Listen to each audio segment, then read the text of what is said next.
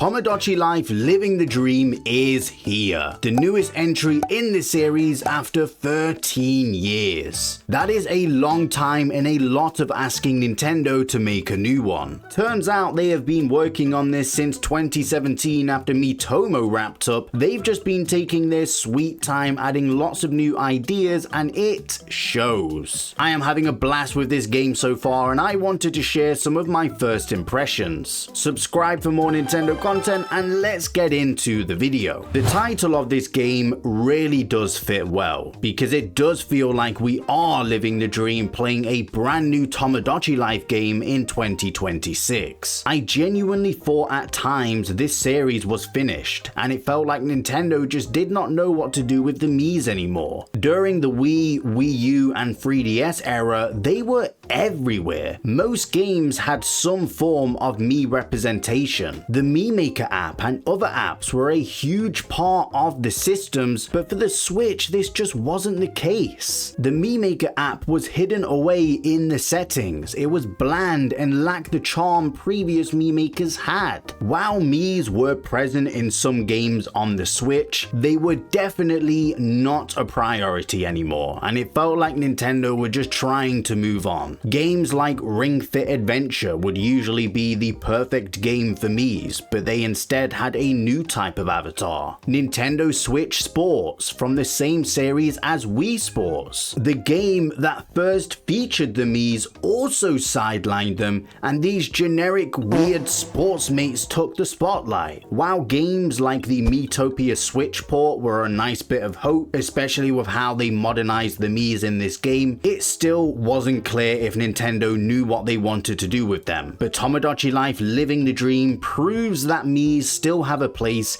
and most importantly, people still care about them. One of the first things you'll do, of course, is create your own Mii, and you'll be introduced to the brand new Mii Maker. It is insane how many options and how much freedom you have now. You can pretty much create anything you want. I've tried making some of my own creations with the makeup tool and tried drawing a little bit, but compared to what some others have made online, yeah, it's impressive, and I would recommend using the website Tomodachi Share, which I used for a lot of inspiration. Compared to Tomodachi Life on the 3DS, you can do so much more here. Some things just simply weren't possible. I'm glad this took inspiration from the Miitopia Mii Maker, and while some people prefer that version, there is still so much to do here. Here are some Miis I have so far. We have Toon Link, Grandma from Wind Waker, Default Mii, which I worked really hard on. I didn't change a single setting. Twinkle, I don't even know, I just thought it was funny. Matt, Hugh Morris,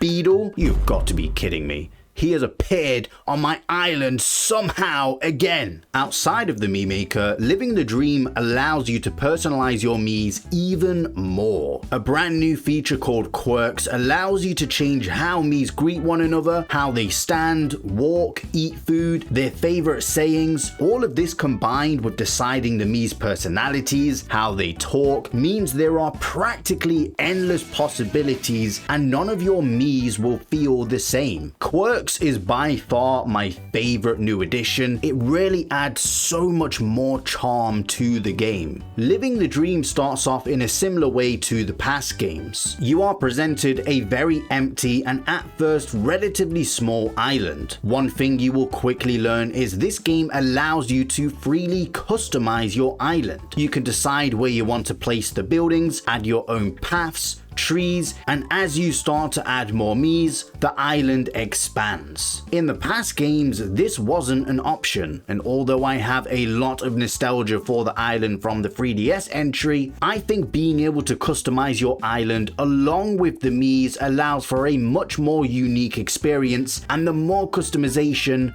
the better. You can even customize your own food, design clothing, buildings, make a weird pet thing, there is so much to do. Similar to past games, you will solve Mii's problems or interact with them when a thought bubble appears over their head. They may ask you to feed them, want some new clothes, want to make friends with another resident, and while doing this, not only will you learn more about the Mii and their preferences, you will gain warm fuzzies, which will fill up the wishing fountain, and this is how you level up your island. When you level up, you can choose to unlock things such as treasure, quirks, you name it. Interacting with your Miis is a bunch of fun. You never really know what they are going to say. Like Tomodachi Life on the 3DS, the dream sequences here are really funny, random, and kind of cursed as well at times, but I enjoy watching them. I enjoy listening to their conversations, and the mini games here are also a bunch of fun. With how great this game looks and how much bigger the island is, it is so fun just to sit back and watch your Miis roam around and interact with the world around them. Due to the limitations of the 3DS version, the different locations weren't connected, and you would have to click on the beach, for example, to see what Miis were there. But in Living the Dream, the world feels so much more alive as you can just follow your Miis around. I am quite disappointed with the sharing restrictions in this game, as this is such a creative game. Naturally, people are going to want to share what they create. This was an option in the past games and even in Miitopia on the Switch. Why not here? I know Nintendo always has this huge fear of allowing people to share stuff like this, as of course some people will create offensive and inappropriate Miis, but it was an option before. This is something you can't really avoid, and it feels strange not having this basic functionality in a game like this. Other than this though, there are some missing locations from past games like the concert hall most notably, and while this was a great location and made for some funny memories, I'm not too annoyed it is missing, because there is just so much more to enjoy in general. I'm genuinely struggling to find anything else to critique. As someone who enjoys this a lot and loves the Miis in general, I would highly recommend giving this game a chance. Thankfully, there is a demo available if you aren't quite sure yet, because I get it. At first, this game can be quite difficult to get into, and it just isn't for everyone, which is fair enough. When I first played Tomodachi Life on the 3DS, I wasn't sure what to think. It's an unusual gameplay loop that I just wasn't used to, but once it clicks, you're hooked. Trust me. Comparing this game to Sims or other life simulation games just doesn't do it justice in my opinion. While there are some similarities, you're the eye in the sky watching down and controlling certain things and customizing, there isn't really anything quite like this series in the best way possible. That is why I always struggle to explain Tomodachi Life to a person who knows nothing about this series, because I feel like this is one of those games you just have to play. Give it a chance and see if you like it. But I am glad the demo is there for a reason, to sell the game to people who aren't quite convinced yet. Give it a go, download it, it's free, play it, and maybe you'll like it. I have a feeling this game is going to sell incredibly well. If you think how well Tomodachi Life on the 3DS sold, the Switch has almost sold double what the 3DS sold. And Tomodachi Life, weirdly, has grown even more since the game first came out, even since the 3DS had stopped production. And if you think all the people who played Animal Crossing New Horizons, they're probably going to want to try this out, and heck, even Pokopia, that game is doing numbers. I really hope this is a new beginning for the Miis, and it is so refreshing to see everyone having a blast and enjoying this game online. This game is still brand new, and I am just so excited to see what the future holds.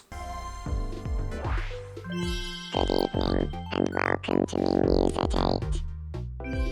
An independent analysis has revealed some hidden abilities possessed by Etaled. Etaled has a powerful brain that can remember what he ate yesterday, and arm strength that allows him to do 2 whole push-ups. But that's not all. It's estimated his stomach can hold 10 portions of licorice. The study is ongoing, so we'll be sure to share additional details as they come to light. We asked correct residents for their reactions. Oh, I didn't see that one coming.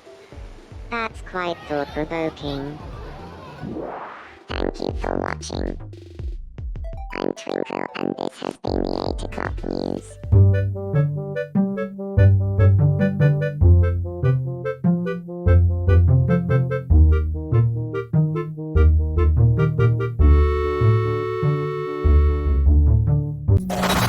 Sunrise.